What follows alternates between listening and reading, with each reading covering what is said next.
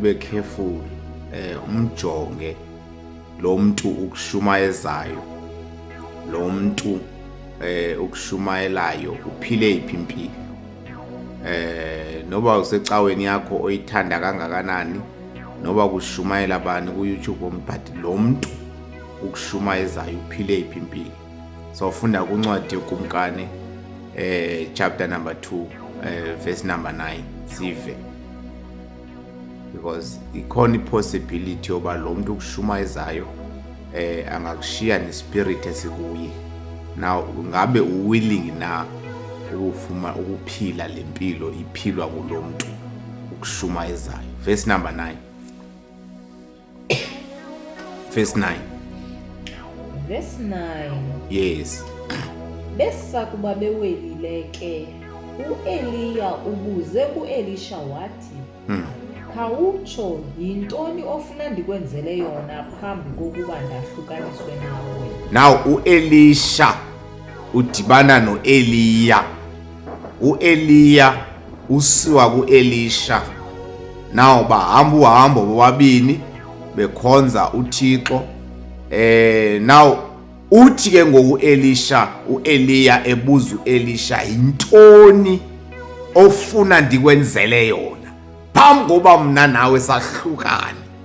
Kuyabonakala uba uEliya ebeseke sibona insuku ubuzawuhamba, but ubuza kulo akahamba naye akamfundisayo uba yintoni ofuna ndikwenzele yona phambi koba mna nawe sahlukane. Yes.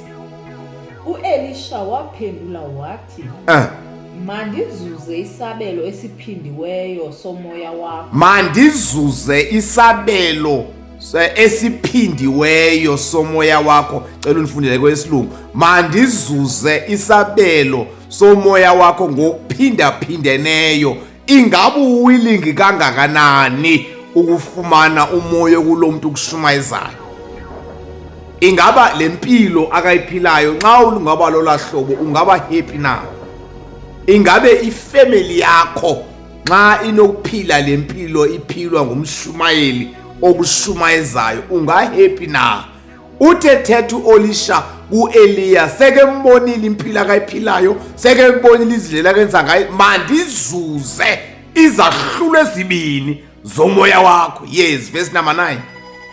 After they had crossed the river, Yes. Elijah said to Elisha, Elijah said to Elisha, yes, the Lord will soon take me away from you. ndiyasuswa kuwe ngoku Elisha. Yes. What do you want me to do for you? What do you want me to do for you? Yes.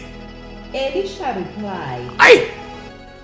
please let me have twice as much of your spirit. Let me have twice as much of your spirit.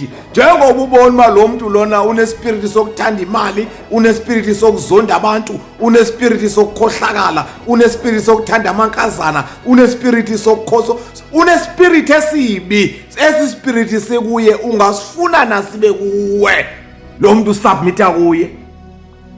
I need a double portion of your spirit.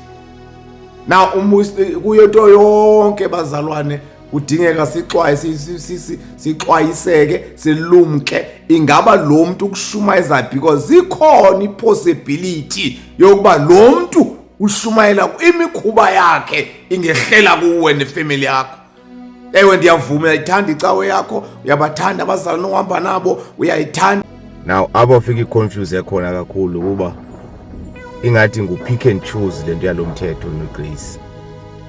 Omnye uthi nxa ke funa ukugqoka unxiba ngohlobo akafuna unxiba ngalo, athi andikho phansi kwebaba lo, andikho phansi komthetho, andiphansi kweGrace. Abe nxiba ngohlobo afuna unxiba ngalo. Ubona uba Nkosi yami likhona ungabi nakuzalwane lendlela anxibe ngayo, but ke ngoba yena akekho phansi komthetho, umthetho wachithwa uphansi kobaba lo. Omnye athi hayi andikho phansi komthetho, mina ndiphansi kweGrace. Umthetho hayi ngumthetho, indaba yoba inyama yakho ayidliwa, andikho phansi komthetho, ndiphansi kobaba lo. Omnye athi hayi ndisikhupha isishumi mina ishumi yayingumthetho andikho umthetho phantsi kobabalo. Omnye athi hayi ndingumfazi mna ndithwala ecaweni. Indaba yokuthwala yayindaba yomthetho andikho phantsi komthetho mna ndiphantsi kobabalo. Omnye ubona uba le ndaba yomthetho nobabalo uyayibona nje uba umntu uchuza le ndawo akafuna ukuyichuza ashiye la akafuna ukuyishiya. Ubona uba inako neba sistayile sokubaleka nokudelela uThixo umuntu nxa efuna lento akayifunayo. Omnye uyahamba ayothandaza entabeni athi kwakuthandazwa entabeni. Omnye athi andiyothandaza entabeni andikho phantsi komthetho. Sadlula emthethweni siphansi kobabalo. Omnye ubona uba akafuni kwakumamela akafuni akanasimilo akafuni kwakumamela nasenkonzweni udelela kwamuntu aba bamlidayo kwaye bashumayelayo kuloo ndawo. Athi asinabo balevi thina sikho phantsi komthetho siphansi kobabalo. Na uyayibona nje le ndaba yomthetho nobabalo uba umntu uchuza le ndawo ezawuvumelana naye unxiba amahlazo. Namhlanje siyababona mos nosisi nomama bayaweshipha nasezicaweni bezifakela iibhrukhwe zabo because abekho phantsi komthetho baphansi kobabalo. So inintsi ke into enzeka. Omnye uzama ubaleka ukukhupha imali ligqolo akasiboni isizathu sokuba makakhuphe imali ecaweni. Uthi hayi andikhuphe ishumi mna kodwa apha engakhuphi ishumi uba akakhuphi kwamali kwaleyo mnikelo. Uyabona nje uba akakho phantsi komthetho phantsi kobabalo. Bazalwane le ndaba yomthetho nobabalo ndifike ndibhideke phanxa esithi uYesu ndizowuzalisekisa andizanga uchitha. That means la lizwi likaNkulunkulu neli which is alizanga likhutshwe apha eBhayibhileni. That's why yafike sithi uPawulos enxaka ethethayo ezwini lenkosi uthi nxaka ethethayo ulungile umthetho uba mawusetyenziswe ngendlela efanelekileyo. So kuyabonakala uba ke ngoku awukwazi ukuthi hayi mna andikwazi ndizawubulala. No anokwazi ukubulala.